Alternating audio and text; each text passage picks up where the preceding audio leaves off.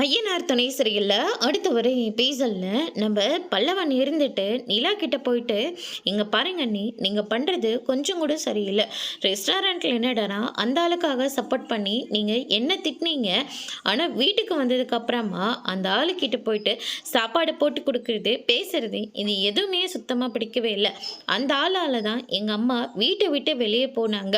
என்னோட ஃபீலிங்ஸ் எல்லாம் உங்களுக்கெல்லாம் புரியுதா இல்லையா?" அப்படின்னு சொல்லிட்டு பல்லவன் சொல்லிக்கிட்டு இருக்காங்க. நான் கூட உங்களை என்னமோ நினைச்சேன் அண்ணி. ஆனா நீங்க என்னோட ஃபீலிங்ஸ் எதுவுமே உங்களுக்கு புரியவே இல்லை. என் கஷ்டம் என்னன்னு உங்களுக்கு தெரியவே இல்லை.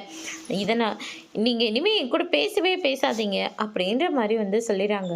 நிலா இருந்துட்டு எதுவுமே பேசாம ரூம்க்கு போயிடுறாங்க.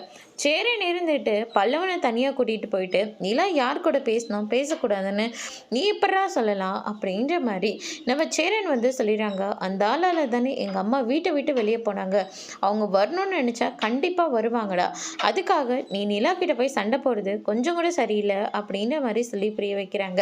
பல்லவன் வருத்தமா இருக்கிறத நம்ம பாண்டியும், அதுக்கு அடுத்ததா நம்ம சோழனும் சொல்லிக்கிட்டு இருக்காங்க. ஏதாவது ஒன்று பண்ணணுமே அப்படின்னு சொல்லிட்டு மைக் மாதிரி ஒன்று கையில் பிடிச்சிக்கிட்டு ஐயனார் குடும்பத்தார் இந்த வீட்டோட செல்ல பிள்ளையான பல்லவன் சோகத்தில் இருப்பதால் நம்ம ஆடலும் பாடலும் நிகழ்ச்சி நடத்த போகிறோம் அப்படின்னு சொல்லிட்டு ஆளுக்கு ஒரு பாட்டை பாடி ரொம்பவே சந்தோஷமாக பல்லவனை பார்த்துக்கிறேங்க.